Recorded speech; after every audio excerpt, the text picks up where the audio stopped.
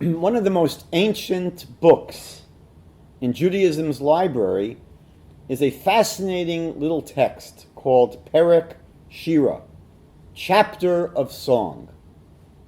This work describes how 85 different elements from the world of nature participate in a marvelous symphony of praise to the Creator. There's the song of the ant, and the song of the elephant, the song of barley, and the song of the raven, the song of the moon, and the song of the camel, among many other creations. For each participant in this grand chorus, Perek Shirah reveals its unique song that is associated with a verse from the Hebrew Scriptures.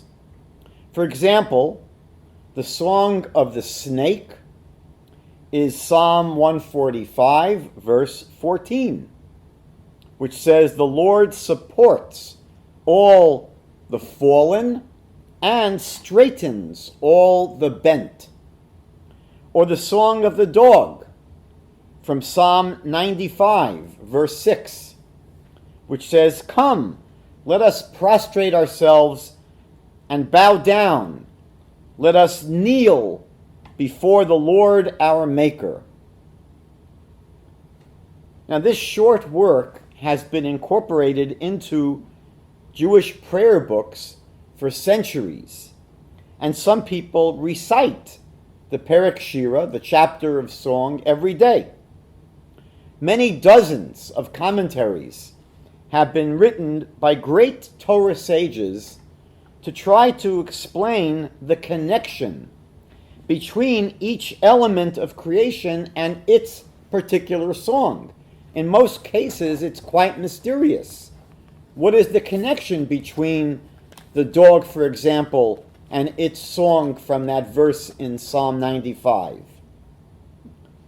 Now, the introduction to Perek Shirah contains a fascinating rabbinic midrash.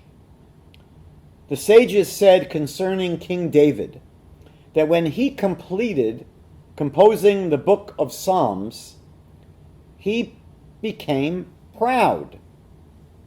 He said before the Lord, "Is there any creature that you have created in your world that says more songs and praises than I?" David's book of Psalms has 150 chapters of praise to God. At that moment, a frog happened across his path and said to him, "David, do not become proud, for I recite more songs and more praises than you. Furthermore, every song that I say contains 3,000 parables. And how many songs does the frog sing?" The Midrash tells us 1,005. David wrote 150 songs. The frog sings 1,005 songs of praise to God. And each one of those songs contains 3,000 parables. The frog was saying to David, "Get off of your high horse." Now, there are numerous approaches to understanding this midrash. But on the simplest level, we know that David composed his psalms of praise to the Creator, but human beings possess free will. And we don't always live our lives according to the will of God. We sometimes assert our own will, what we want to do. But the frog and the entire natural world live in a constant state of praise because they never deviate from the divine will. Nothing else in creation has free will. They basically, what they do, they're supposed to do. A frog acts like a frog is supposed to act. as it was programmed to do by God. All of creation is entirely obedient to God, and therefore they praise God with every single aspect of their existence. Man can usually never claim to have such a success rate.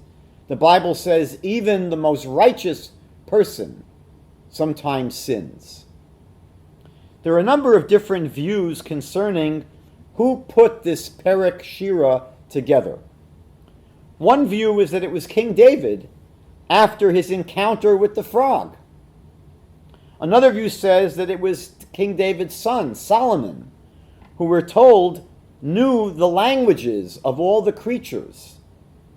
Some maintain that Perek Shirah is a product of both David and Solomon. And a fourth view says that Perek Shirah was composed about 1,000 years after David and Solomon by Talmudic sages in the 2nd century of the Common Era. There are also various understandings of what is meant by the natural world singing these songs. When we say the song of the spider, what does that mean? So one view maintains that even though we are not able to hear these songs, each element of nature actually sings its own unique song. In some way, every part of nature actually sings its unique song, which again is a verse from the Hebrew Bible. Another view says that the singing is actually done by the angel that is associated with each of these elements of nature. The Talmud says, for example, that every blade of grass has an angel that God appoints over it. So the second view is that it's not that the dog will sing a song of praise, but the angel that's associated with the dog will sing those praises to God. A third view is that the Shira, the song, is not actually sung. Nothing is actually sung, but the song is implicit in the existence of each of these elements of nature. If we understand the spiritual function of each part of the creation and each creature, we truly understand its function in the world, and we truly understand what we can learn from that aspect of nature. That purpose and that lesson is its song. The lesson that we can learn about these elements of nature and from these elements of nature, that lesson, that significance, which we basically are the recipients of. It's something that has to strike our understanding. That is the song of each element of the world. It's as if it is singing the words of its song, but nothing is actually being sung. Our mystical texts say that the Torah is the blueprint of creation, that God looked into the Torah and created the world, using the Torah as a blueprint. So the song of each creature and each element of the universe, whether it's the sun or the trees or the frog, the song of each element of the universe is the Torah source for its existence. When God looked into the Torah in order to create the world, these are the verses that God looked at before creating each of these elements. Now, one striking thing about Perek Shirah is that it doesn't contain a song for human beings.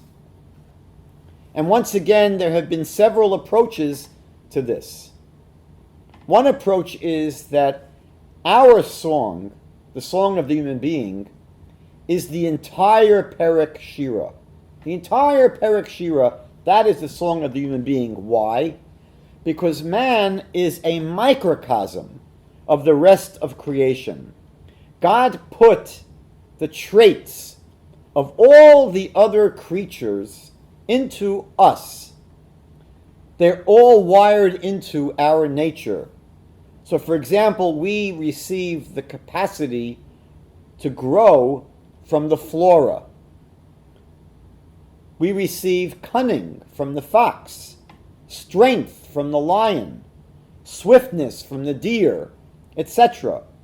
So we sing all of their songs as one. That is the song of the human being, because all of nature is incorporated into the human being. So our song is Perek Shirah itself. Another approach to this question is that the reason that there is no person, there's no human being in Perek Shirah, is that there can't be. There can't be. Because a one-size-fits-all song is not possible for human beings. Each human being has to write their own song. Everything in existence was created unilaterally by God. God was simply able to say, let there be trees, let there be stars, let there be cows, let there be rodents. God created everything by divine decree unilaterally. But when it came to man, God says, let us make man. And according to the Hasidic interpretation of this verse, one of the Hasidic interpretations, what God is saying, when God says, let us make man, God is speaking to every human being who will ever exist. And God is saying to each of us, I cannot make you like I made all the other creatures. I cannot just say, let there be Joe Smith. I can give each human being, God says, the raw ingredients. I can give each human being a body and a soul. But who each one of us will become is a function of what each one of us does with those raw ingredients. And therefore, each person plays a part in creating themselves, and therefore each person has to write their own song, and there cannot be one song that covers all of humanity.